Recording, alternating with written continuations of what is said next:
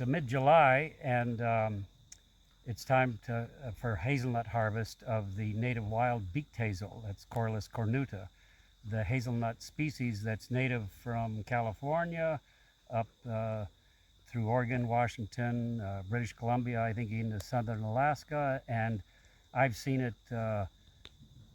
I've seen it east as far as Lake Superior in Minnesota. So it's a very widely ranging species. Now, this is some that we just picked, and you can see they're called beaked hazelnuts because the husk extends beyond the nut like the beak of a bird. And how do you know when they're ripe? Now, this is, like I say, it's mid-July, and these are ripe. And you can't go by the color of the nut. If you can separate them from the husk like that, that is a good indicator that it's ripe. And another way that you can determine if a nut is ripe is just by cutting it open and seeing. And here I'm going to cut this one in half, and sure enough, the kernel has completely filled the shell. Okay, so that is a good indicator that it is as ripe as it's going to get.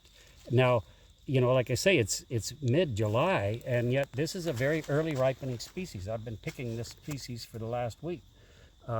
If you wait until the end of July or early August, jays and squirrels will surely clean you out.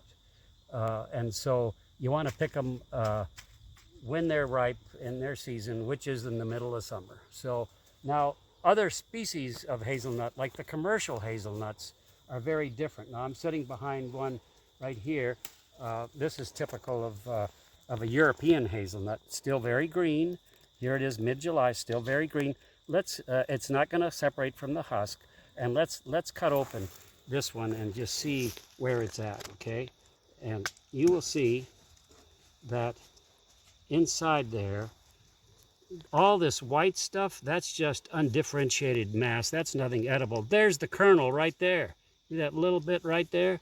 That is going to fill this shell, but it's going to take another 6 weeks, probably 5-6 weeks to do it.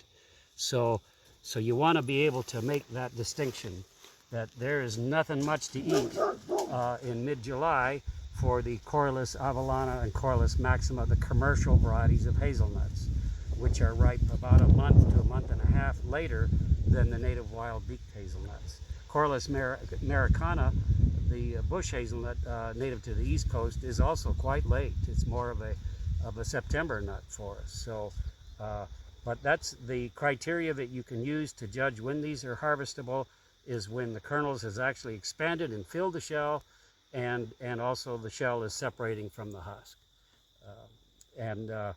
If you cut one open and it's the kernel is large and nearly filling the shell, but with some of this white undifferentiated mass not filling the shell still present, then that means it's not quite ready yet. It needs a few more days.